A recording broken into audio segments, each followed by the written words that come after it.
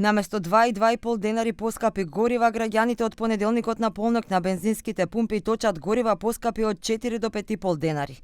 Иако беше најавено дека се преговара со ОКТА за да продолжи попустот од 2 денари за бензините и 3 за дизелот, сепак тоа не се случи.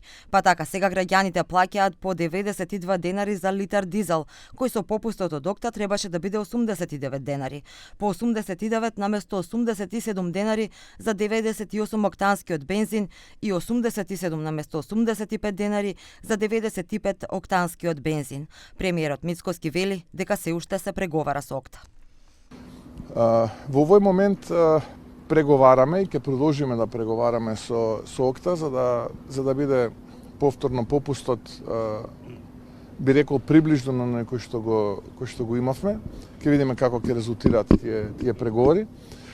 Но факт е дека остануваме земја со убедливо најниски цени на горивата, да речеме нашиот северен сосед е 1,9 за дизел, ние сме 1,5, негде околу 40 на евроценти по литар поевтини.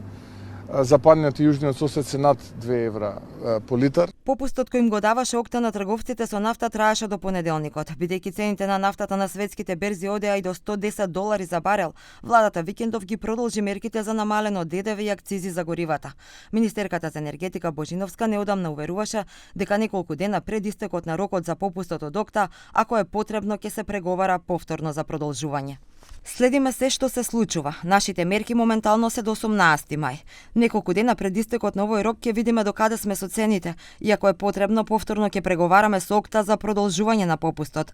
Правиме се што е во интерес на нашите граѓани, изјави Божиновска. Но каде заглавија преговорите со ОКТА и зошто не продолжи попустот засега нема информации. Инаку овој попуст од ОКТА почна на средината на март и досега се продолжуваше неколку пати.